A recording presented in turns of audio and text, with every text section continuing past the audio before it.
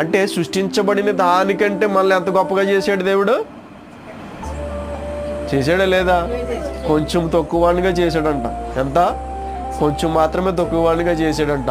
ఈ ద్రాక్ష చెట్టుని మనకి ఎందుకు చూపిస్తున్నాడంటే, ద్రాక్ష చెట్టు దేవునికి ఉపయోగపడుతుంది. ఏం చేస్తుంది ఇక్కడ?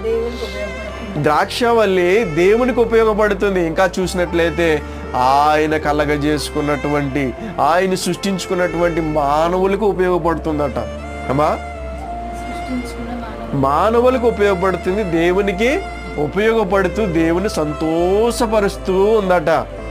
అయితే నువ్వు అధికారం ఇస్తానన్నావుగా, నువ్వు నన్ను రాజుని చేస్తానన్నావుగా, ఆ ఆనందము ఆ సంతోషం నాకు వద్దు. ఎవరి ఆనందం కావాలి నాకు?